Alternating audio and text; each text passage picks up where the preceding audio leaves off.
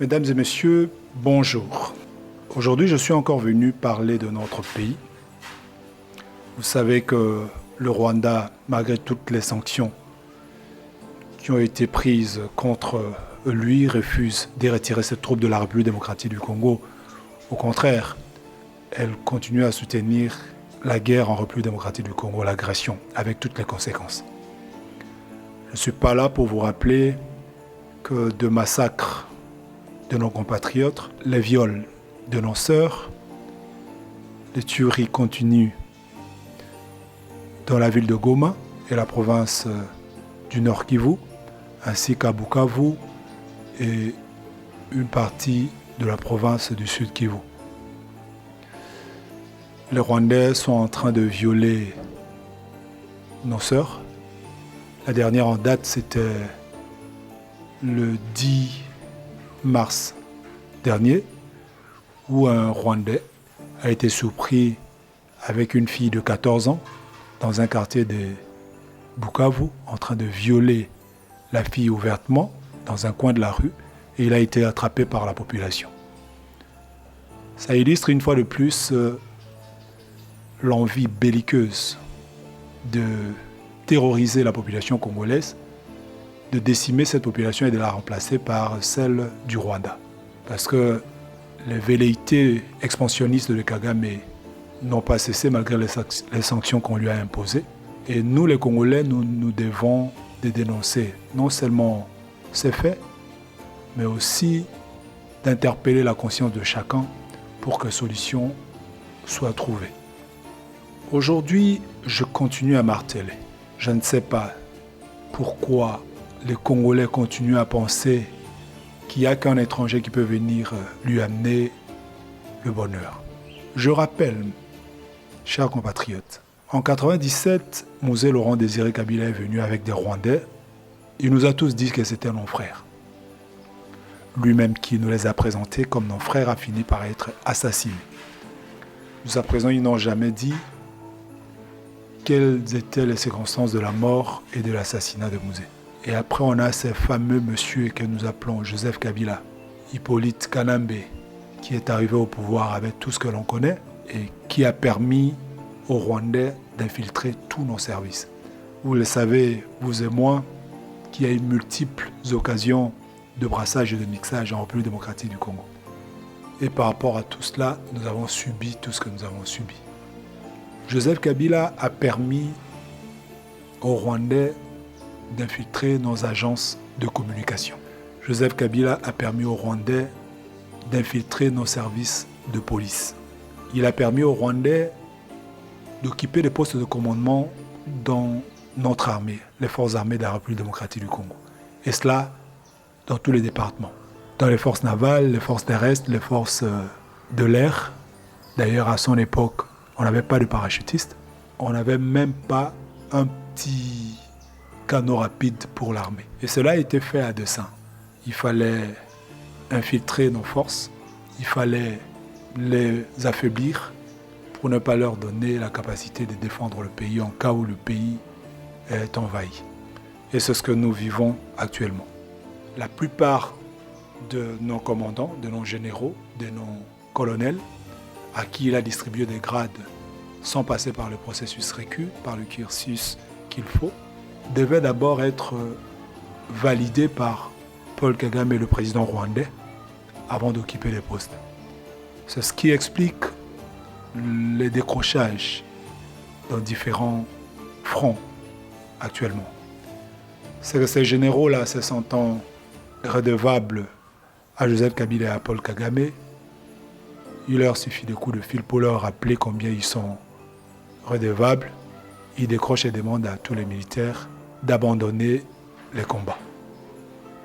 Et c'est la situation que nous sommes en train de vivre régulièrement au front.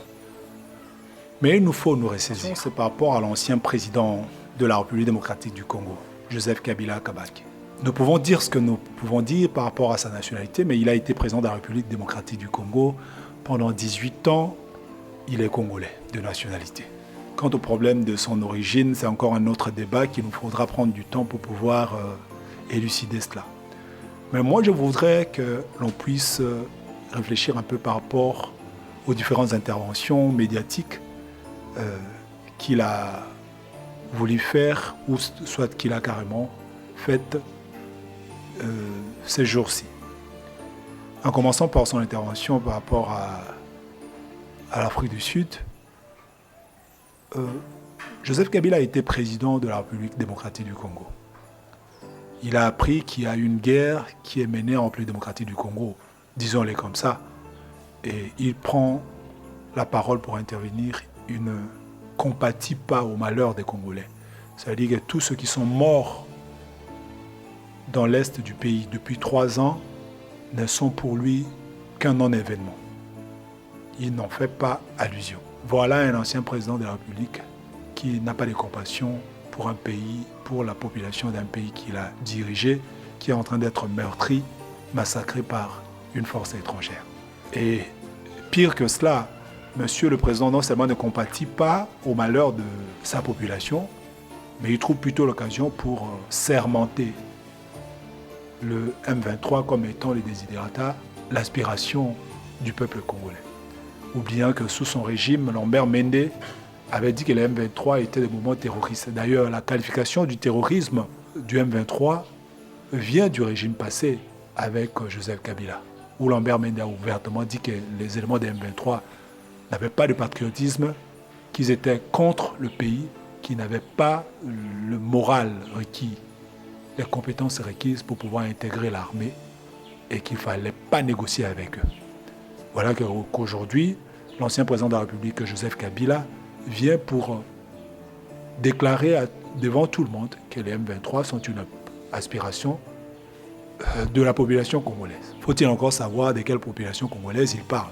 Si c'est la population congolaise que lui a fomentée venant du Rwanda, nous ne pouvons que le comprendre. Mais il y a eu une deuxième intervention où Joseph Kabila dit que la solution de la République démocratique du Congo ne viendrait pas de médiateurs ni de forces étrangères à qui d'ailleurs il demande de partir, et que lui, Joseph Kabila, a encore de l'énergie, il aurait stoppé ses études pour venir servir le pays. Je rappelle à ceux qui défendent Joseph Kabila que Joseph Kabila a été président de la République démocratique du Congo pendant 18 ans. Et pendant les 18 ans, il a géré l'armée, il a géré l'économie, il a géré tous les services compétents. Et qu'il a été incapable d'augmenter le salaire du militaire, même à $100 seulement. Que Joseph Kabila a géré ces pays, qu'il a été incapable de remettre du transport dans notre pays. Au contraire, il a tué l'ONATRA, il a trouvé l'ONATRA avec quelques bateaux, mais il a laissé l'ONATRA, l'Office national de transport, avec un bateau en panne. Joseph Kabila a été présent dans ces pays, il est venu, il avait difficile à porter même un costume. Mais il est sorti de là un homme de très bonne taille. Il est devenu milliardaire, alors que quand il est venu au pouvoir, il n'avait même pas $1 million dans son compte bancaire. Et nous devons nous rappeler, nous tous Congolais, que Joseph Kabila Kabange est venu avec la guerre dans notre pays. Et que depuis qu'il est là, le pays ne fait que la guerre. C'est avec Joseph Kabila que l'AFDEL est venu. C'est avec Joseph Kabila que le RCD Goma est venu. C'est avec Joseph Kabila que le CNDP est arrivé. C'est avec Joseph Kabila que le M23-1 est venu, le M23-2 est arrivé et aujourd'hui nous en sommes au M23-3. Ça, c'est l'héritage de Joseph Kabila. Je voudrais rappeler aux Congolais que Joseph Kabila, quand il est arrivé en République démocratique du Congo, il n'y avait pas de phénomène kata-kata. Et que c'est sous Joseph Kabila que nous avons assisté à de massacres à la machette des populations, où des gens sortaient de nulle part, tuaient quelqu'un, le déchiquetaient en morceaux et étalaient ces morceaux dans la rue. Joseph Kabila nous a laissé le phénomène Kuluna, que nous ne connaissions pas. On avait des enfants de la rue, mais pas à l'ampleur que Joseph Kabila avait laissé. Joseph Kabila Kabange est venu pauvre, mais est sorti du pays avec une richesse rocambolesque. À lui seul appartient Kingakati, qui a pratiquement 80 km² de superficie. Et ça, c'est l'héritage que Joseph Kabila a laissé dans notre pays. Il nous a laissé sans avion pratiquement. Quand vous allez à Kingakati, vous allez vous rendre compte qu'il y a des avions Caracas qui ont été transformés en restaurants. Pour lui, c'est le bien qu'il pouvait laisser à la République démocratique du Congo. Et pendant 18 ans, il n'a rien su faire à notre pays à part enrichir les quelques caciques qui étaient autour de lui et faire d'eux des hommes plus riches que la République démocratique du Congo. Et aujourd'hui, cet homme qui n'a rien fait pour le pays prétend revenir faire quelque chose pour la République démocratique du Congo. Et il y a encore des Congolais qui croient en ces bêtises. Je crois que c'est un aspect important à prendre en compte que Joseph Kabila a fait 18 ans au pouvoir, qui n'a rien fait pour le pays. Et aujourd'hui, nous ne pouvons rien espérer de lui. Comme on disait, si une femme qui a divorcé prétend encore revenir, c'est pour venir ruiner le mari une fois pour toutes. Et je crois que l'ambition de Joseph Kabila, c'est pour venir finir l'extermination de la population congolaise, l'affaiblissement de la population congolaise, le rabais du niveau intellectuel de la population congolaise qui n'avait pas fini. Et nous devons faire attention à ces discours-là de Joseph Kabila. En dehors de Joseph Kabila, il y a Corneille Nangaa. J'ai suivi des interventions de Corneille Nangaa selon lesquelles Tshisekedi n'aurait pas remporté les élections et que celui qui aurait été artisan de cela, comme il le dit lui-même, il aurait créé un monstre et il vient pour défaire ce monstre-là.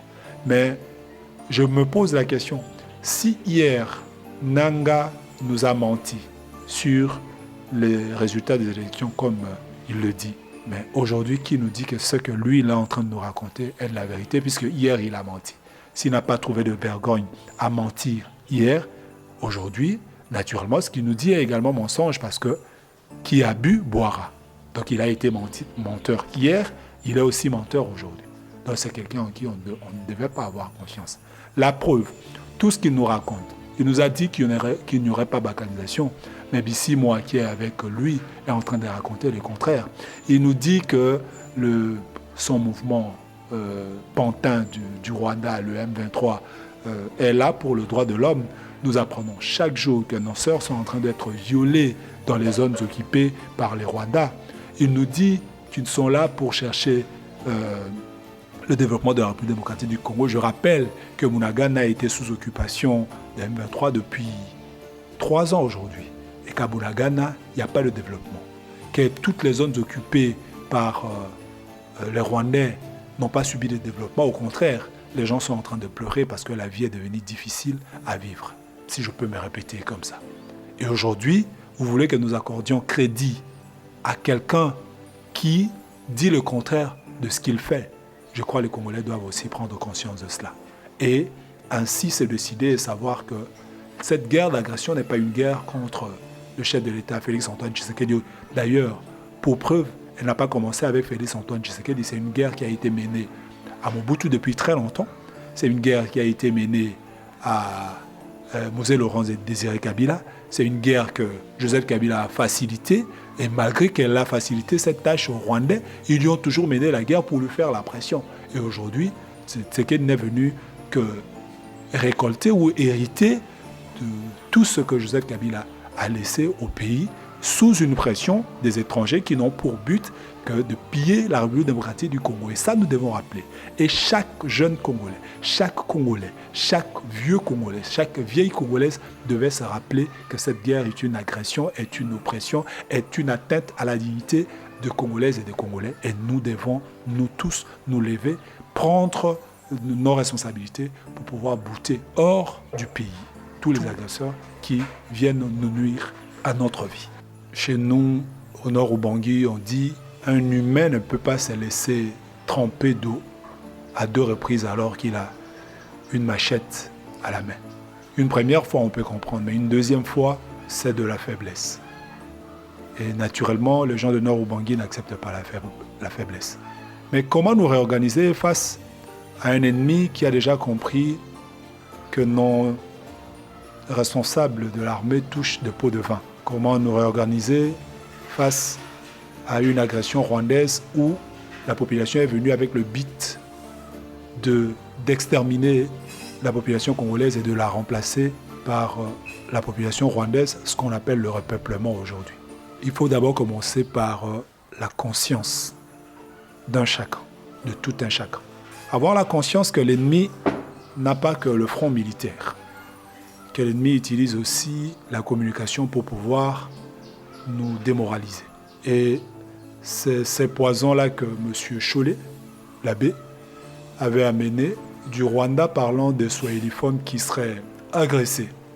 Et aujourd'hui, je vois encore une vidéo selon laquelle on dit que Honorable Mbosso aurait souhaité la mort à Vital Kamerhe. C'est qui est totalement faux. J'ai revu la vidéo à plusieurs reprises. C'est un montage. C'est un montage de mauvais goût et ceux qui partagent cette vidéo-là doivent être poursuivis parce que c'est le genre de ce que M. Patrick Mouye appelle poison rwandais qui ont pour but de diviser les Congolais et de pouvoir les fragiliser afin de permettre aux Rwandais d'occuper notre pays.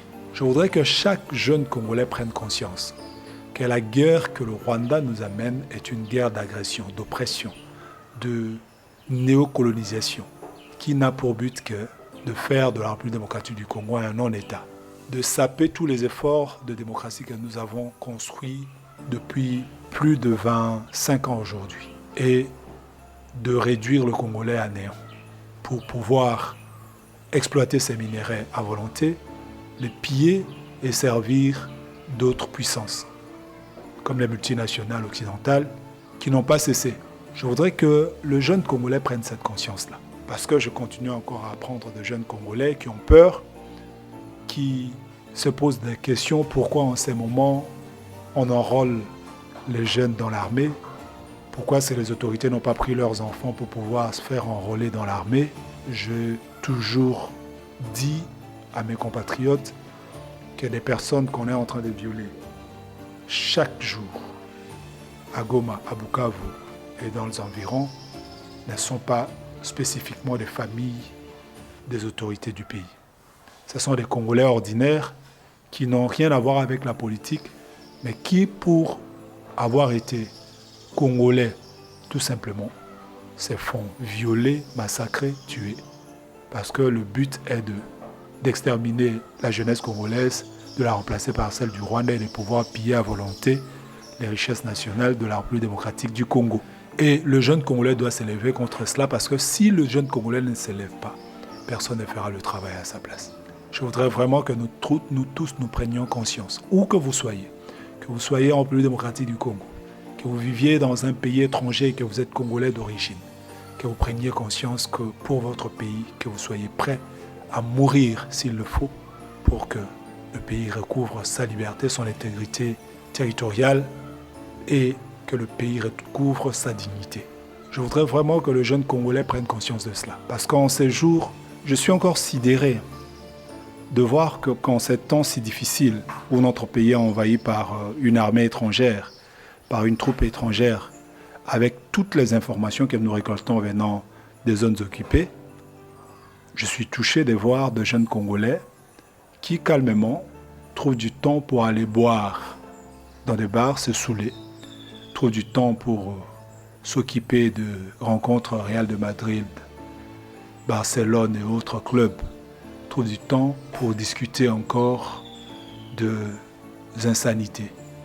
Quand je parcours les réseaux sociaux, je vois combien nos filles sont en train de s'étaler, montrant leur beauté.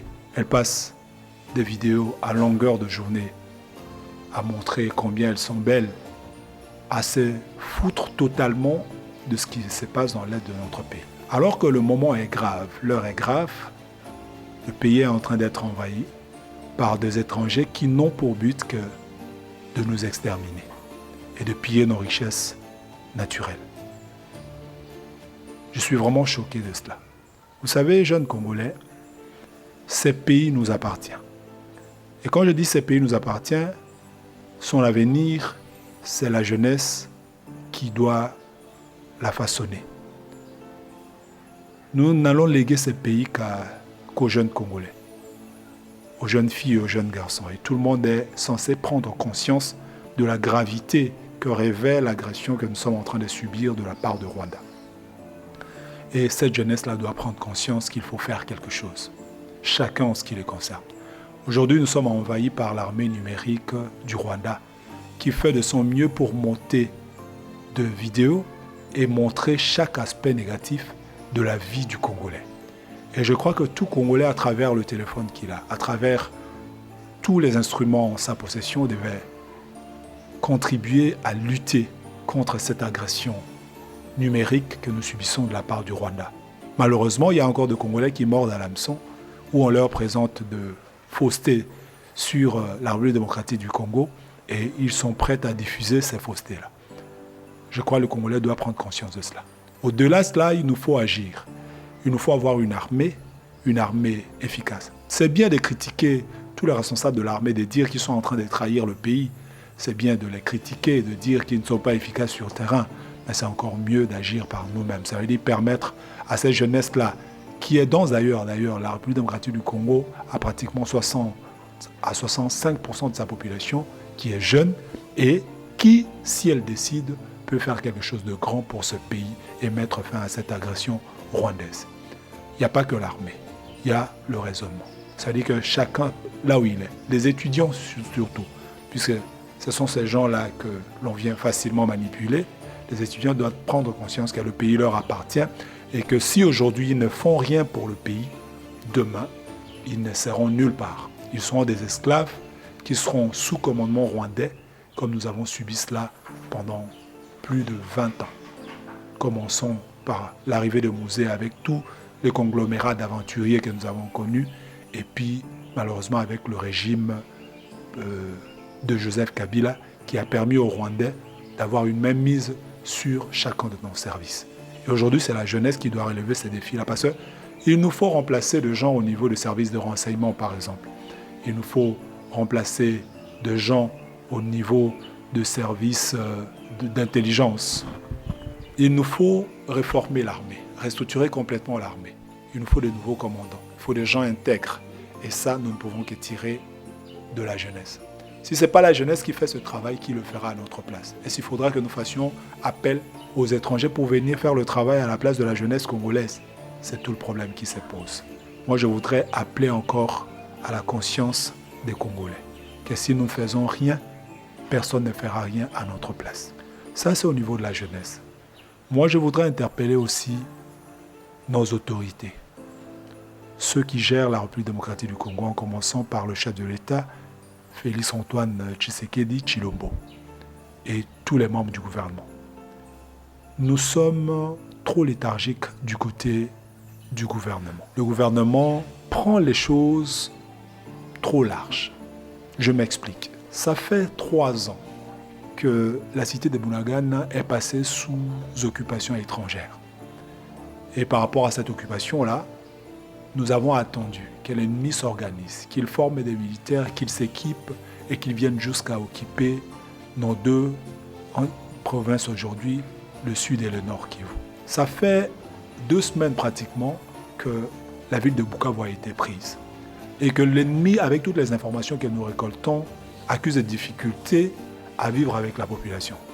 Je crois que le gouvernement devait rapidement donner suffisamment de moyens pour que l'armée se réforme et que nos militaires descendent sur place par quelque voie que ce soit pour pouvoir mater cette occupation étrangère et récupérer les villes que nous avons perdues. Mais jusqu'à présent, nous assistons plus à des slogans, à des campagnes de sensibilisation, ce qui n'est pas une mauvaise chose. Les campagnes sont bonnes, mais il faut joindre à ces campagnes-là des actions concrètes, surtout de la part de l'armée, restructurer rapidement l'armée, réformer le commandement de l'armée et envoyer nos militaires les équiper pour pouvoir mater l'occupation qui s'installe dans notre pays.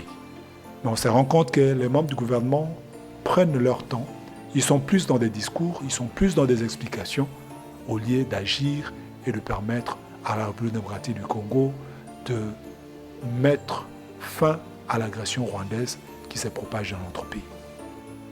Parce que si nous n'agissons pas à temps, nous risquons d'être surpris et de ne plus avoir suffisamment d'espace et de temps pour pouvoir réagir.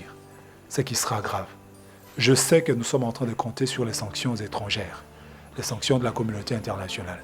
Ce qui n'est pas une mauvaise chose sur le plan diplomatique. Ce sont des sanctions qui sont à saluer. Mais sur terrain, nous voyons que ces sanctions n'ont pas d'impact parce que Ces sanctions, contrairement à d'autres cieux, ne sont pas prises d'une manière sérieuse. Rappelez-vous, avec toutes ces sanctions-là, la France n'a pas donné sa position claire parce que Macron est plus dans le soutien du Rwanda, qui est son allié, qui l'aide à sécuriser l'exploitation pétrolière au niveau de Mozambique. Et nous devons faire attention à tous ces blablas occidentaux, surtout quand ça vient de l'Europe. Nous ne devons pas penser que ces sanctions vont nous apporter quelque chose de meilleur si nous-mêmes nous n'agissons pas. Voilà pourquoi nous devons prendre de mesures, nous devons prendre des précautions, nous devons agir rapidement afin que cette agression rwandaise qui prend du terrain et qui petit à petit s'installe puisse s'estomper et que cette agression puisse être éliminée. Au niveau de nos autorités, je sens vraiment de la léthargie. Je continue à marteler le problème de la présence de la MONUSCO en République démocratique du Congo. La MONUSCO s'est ouvertement montrée incapable de ses charges et nous devons faire de notre mieux pour que la MONUSCO s'en aille parce que la MONUSCO fait partie de talons d'Achille de la République démocratique du Congo. L'EAC et la SADC sont tout simplement complices de l'occupation. Ce sont des forces qui ne sont pas capables de faire face à l'ennemi et ce sont des forces qui ne sont pas prêtes à sacrifier suffisamment leurs troupes pour que nous puissions récupérer nos terres. Et nous ne devons compter que sur nos propres efforts en réorganisant l'armée, en mobilisant les troupes et en mieux équipant notre armée. Je crois que c'est important d'équiper notre armée en matériel de guerre, en matériel sophistiqué et de dépenser suffisamment d'argent pour cela. Il n'y a que les Congolais qui peuvent trouver les solutions à leurs problèmes, mais des Congolais des souches, pas ceux qui viennent défendre les intérêts des étrangers dans notre pays. C'est vraiment important que nous puissions nous mobiliser, nous activer, de manière à ne pas laisser le temps à l'ennemi d'agir. Mais il y a aussi l'autre interpellation, c'est au niveau de l'armée. Moi, je voudrais interpeller chacun des militaires congolais, en commençant par les militaires de la première classe et les officiers inférieurs et subalternes, ainsi que les officiers supérieurs. Chers compatriotes, militaires, ces pays nous appartiennent. Si aujourd'hui vous vendez le pays pour 100 000, 200 000 dollars, voire même 1 million de dollars, vous êtes en train de vendre l'avenir de vos enfants. Vous êtes en train de vendre l'avenir de vos petits-enfants. Vous êtes tout simplement en train de ruiner le pays. Et vous devez prendre conscience que si vous avez accepté d'aller sous le drapeau et de servir la nation, vous devez le servir, vous devez servir cette nation-là avec abnégation, avec détermination et avec volonté. Parce que je sens qu'il n'y a pas de volonté de la part de nos militaires. Les militaires rwandais qui viennent, ce sont des humains comme nous. S'ils tiennent mordicus à occuper des terrains, nous devons être animés de la même détermination et les bouter hors de notre pays. Curieusement, on remarque que nos officiers sont encore dans des pots de vin pour ruiner leur pays, pour trahir leur pays et permettre ainsi à l'ennemi d'occuper les terrains. Rappelez-vous, ceux qui ont trahi le régime de Mobutu ont payé cash de leur vie. Parce que ceux qui savent que vous êtes en train de toucher des pots de vin pour leur permettre aujourd'hui d'occuper des territoires, ne vont pas vous permettre d'occuper des postes demain parce qu'ils savent que vous avez trahi et vous finirez par trahir. Comme dit le dicton, qui a bu boira. Et nos officiers doivent prendre conscience que c'est notre pays. Et ils doivent défendre ces pays-là au prix du sang, s'il le faut. Je vous exhorte, vous de l'armée, parce que je sens que nos militaires sont défaillants sur terrain, et s'ils sont défaillants sur terrain, parce que le commandement est en train de faillir. Faites de votre mieux pour que nous ne soyons pas humiliés comme nous le sommes.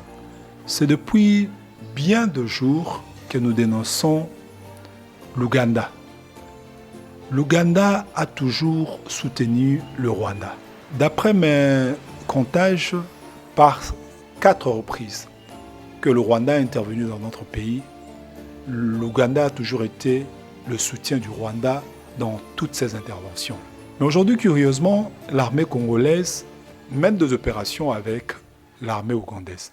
Les sociétés civiles ont beau dénoncer le soutien de l'Ouganda, la présence de l'armée rwandaise en République démocratique du Congo.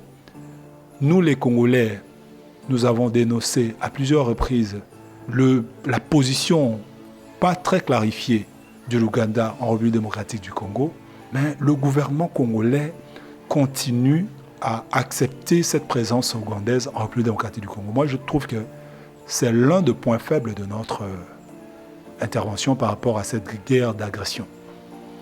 L'Ouganda devait tout simplement demander à son armée de plier bagages et de rentrer en Ouganda. Cela nous permettra de nettoyer le terrain et de savoir avec exactitude qui fait quoi au niveau surtout de l'Ituri où l'armée ougandaise est présente. Mais je voudrais que le gouvernement congolais puisse organiser des séances peut-être pour nous expliquer l'importance de la présence ougandaise en République démocratique du Congo afin que nous ayons une idée claire de cette intervention ougandaise parce que rien n'est compris jusque-là. L'Ouganda est là, l'Ouganda ne fait rien. L'Ouganda, si elle mène des opérations avec nous, elle devait être à notre côté pour nous défendre par rapport au Rwanda. L'Ouganda ne le fait pas. L'Ouganda donne l'impression d'être neutre alors que l'Ouganda a de moyens suffisamment par rapport à son armée, à de l'expérience de guerre. Et ça, nous ne comprenons pas la position du gouvernement congolais qui continue encore à gérer, à digérer cette armée ougandaise présente sur le sol congolais. Donc, qu'à cela ne tienne, nous tous ne gérons pas le pays, nous ne pouvons qu'émettre nos avis et espérer que ces avis-là puissent être pris en considération. Nous continuons encore à marteler que les sanctions ne sont qu'un aspect de cette guerre d'agression, de la lutte que nous sommes en train de mener contre le Rwanda et toutes les forces qui le soutiennent. Mais, comme disait le feu président Mobutu, je le répète, seule la lutte libère, la lutte militaire libère. On ne peut pas reprendre par des négociations ce que l'ennemi nous a pris par la force. Et nous devons être conscients de cela, que si nous-mêmes nous ne mobilisons pas nos militaires, nous ne réorganisons pas notre armée, nous ne prenons pas en compte tous les désidératas de l'armée et les faiblesses que nous avons sur terrain face à cette agression rwandaise, nous finirons par être surpris et nous n'aurons plus de temps pour réagir. Monsieur le chef de l'État, je voudrais vraiment que vous preniez conscience de l'enjeu et de temps qui nous est imparti de manière à réagir rapidement. La formation du gouvernement d'union nationale traîne et à cause de ça, nous remarquons une certaine léthargie de la part du gouvernement et cela amène à la faiblesse de nos militaires sur le champ de bataille. En entendant, l'ennemi s'organise, l'ennemi s'installe, l'ennemi pille, l'ennemi viole, l'ennemi massacre nos compatriotes au vu et au su de tout le monde. La communauté internationale, à travers ces différentes instances, va continuer à crier, à dénoncer comme nous le faisons, mais sur le plan d'action, c'est à nous, Congolais, d'agir. Et je voudrais que le service de renseignement puisse élargir un peu leur champ d'action. Aller dans des universités, c'est important. J'ai appris de nouvelles selon lesquelles, dans différentes universités dans notre pays, à Lubumbashi, à Kisangani, à Kinshasa, et dans le Kasaï, on ose aussi le faire, dans différentes universités. Certains professeurs, je voulais dire, se sont portés garants pour faire le recrutement en faveur des agresseurs. Et certains étudiants alléchés par des propositions d'argent ont déjà accepté cela et des recrutements se font. Je voudrais que les services de renseignement s'imprègnent de ces informations-là pour pouvoir élucider et arrêter cette hémorragie qui gangrène déjà nos milieux universitaires. C'est important. Et je voudrais que chaque autorité, à son niveau, puisse non seulement faire des mobilisations à travers le média, mais que ces autorités puissent organiser des rencontres avec différentes couches de la population pour pouvoir conscientiser cette population-là. Quand je parle des différentes couches de la population, je vois nos autorités traditionnelles. Je voudrais que l'on puisse les intéresser parce que chaque entité territoriale leur revient et que c'est aussi de leur devoir de mobiliser leur population de manière à barrer la route à l'agresseur qui vient nous domestiquer, nous transformer en esclaves. C'est vraiment important. Mais je voudrais vraiment appeler à cette conscience nationale au niveau de chacun de Congolais pour pouvoir barrer la route à l'agresseur, parce que l'agresseur qui vient n'est pas un enfant de cœur. Nous avons vécu l'occupation rwandaise dans les années 1997. Nous avons vécu tout ce que cette agression, cette occupation nous a causé comme déboire, comme massacre, comme victimes en République démocratique du Congo. La guerre de 3 jours et celle de 6 jours à Kisangani en disent long, et nous ne voulons plus revenir sur cette situation-là. Ne vous fiez pas au discours que Bissi, moi et Nanga vous amènent. Ce sont juste, comme nous le disons, des pantins qui sont là pour servir leur maître. Ils ne sont pas différents de chiens qui obéissent au maître et qui vont vous dire n'importe quoi. Ils vont vous dire, écoutez, nous voulons le bonheur du peuple congolais. Nous savons que Corneille Nangaa a longtemps travaillé avec Joseph Kabila. Pendant plus de 18 ans, ils ont été là.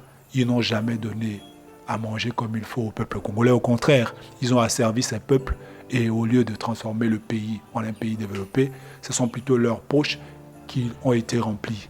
Ils se sont fait de grandes concessions, ils sont fait de l'argent et aujourd'hui, ils sont tellement animés de folie par cet argent-là qu'ils sont obligés de mener la guerre, de tuer les Congolais sans vergogne pour penser encore réoccuper le pouvoir. Et nous, les Congolais, nous devons leur barrer la route pour ne plus permettre que cet esprit d'asservissement puisse s'installer et nous mater. C'est vraiment important. Nous devons prendre conscience que la démocratie n'est pas quelque chose de parfait. C'est une œuvre humaine, elle est perfectible. Mais ce n'est pas parce que quelqu'un a perdu son carré minier, ce n'est pas parce que quelqu'un a perdu le pouvoir qu'il doit prendre les armes, venir tuer les Congolais, massacrer les Congolais, permettre aux étrangers de violer les Congolais et penser reprendre le pouvoir parce que nous, les autres Congolais, ne sont pas importants. Il n'y a que lui et son pouvoir qui sont plus importants que les autres Congolais. Je crois que les Congolais doivent prendre conscience et puis s'ériger contre cette aventure et la mettre hors d'état de nuire une fois pour toutes. Aujourd'hui, Kagame veut faire la loi en République démocratique du Congo. Et nous comptons plus sur les étrangers pour pouvoir prendre des mesures et nous sortir du gouffre, alors que c'est nous-mêmes qui devions prendre conscience, intervenir et agir de manière efficace pour nous libérer. Parce que, comme disait Honoré Ngbanda, un peuple, on ne le libère pas. Un peuple se libère par lui-même. Et aujourd'hui, nous devons nous libérer par nous-mêmes et non attendre que les étrangers puissent venir nous libérer. Voilà pourquoi je fais cette vidéo avec espoir que tout Congolais, là où il est, puisse prendre conscience et se décider d'agir. Parce qu'il y a toujours un gap entre vouloir faire quelque chose, prendre la décision de la faire et agir effectivement pour que ce qu'on a voulu faire puisse devenir réalité. Je conclurai en disant ceci. Congolais, Congolaises, la vie c'est un choix. Nous devons choisir si nous voulons vivre comme des humains libres et prospères. Et pour cela, il nous faudra décider et agir de maintenant. Nous avons aussi le choix de vouloir nous faire mater par les étrangers, de devenir leurs esclaves, de servir leurs intérêts et de vivre autant de décennies ou de siècles comme esclaves. Et nous-mêmes, nous en tirerons les conséquences. Il y a des gens qui ont peur de mourir. Je sais qu'à chaque fois que je fais des interventions, certaines personnes m'écrivent pour me dire « Écoute, tu dois faire attention, ils vont te tuer, tu es père d'enfants, ces gens-là ne pardonnent pas. » Mais écoutez, moi je fais un choix de défendre mon pays contre toute agression étrangère, sans considération des tribus, ni des partis politiques, moins encore des individus. J'ai fait le choix de défendre mon pays contre un agresseur, un oppresseur qui vient avec le seul but de piller les richesses nationales de mon pays, les richesses naturelles de mon pays, et par cela, il tue mes compatriotes. Et j'ai fait le choix de défendre cela à travers ce que je connais, ça veut dire la communication dont je suis expert. Et je voudrais que chacun des Congolais fasse le choix également. Et que notre choix soit un choix judicieux, positif, qui permette aux Congolais de s'en sortir de l'esclavage dans lequel l'étranger veut ou nous a toujours cherché à nous maintenir. Et je voudrais que chaque Congolais fasse ce choix-là. Que nous fassions le choix de la liberté, que nous fassions le choix de la dignité, que nous fassions le choix de la paix durable de la paix définitive. Il ne faudra pas que l'étranger vienne nous imposer une paix selon ses désirs, mais il faudra que ce soit une paix que nous imposions parce que nous avons fait le choix de vivre en homme libre. Posez-vous la question, qu'adviendra le pays si nous ne faisons rien? Est-ce que nous allons accepter comme ça de voir sous nos barbes nos frères et nos sœurs mourir, être malmenés? Est-ce que nous allons accepter de nous faire malmener par les étrangers? Est-ce que nous allons accepter de subir le dictat des étrangers dans notre pays alors que, en faisant des choix judicieux, en étant positifs, nous pouvons vivre en homme libre? Je crois que c'est important que le Congolais choisisse de vivre en homme libre et pour cela, nous devons agir dès maintenant, pas attendre demain. Cela vaut pour nos dirigeants, cela vaut pour nous, les gouvernés, cela vaut pour tous les Congolais, chacun où il se trouve. Que nous soyons prêts aujourd'hui à nous mobiliser. S'il faut nous enrôler dans l'armée pour pouvoir faire face à l'ennemi, que nous le fassions sans nous poser des questions. S'il faut agir à travers les différents moyens que nous disposons, que nous puissions également activer ces moyens-là pour que nous mettions fin à cette agression qui n'a que longtemps duré parce que, rappelez-vous, ça fait 30 ans que nous subissions cette agression rwandaise en République démocratique du Congo et il est temps que nous mettions fin à cela une fois pour toutes.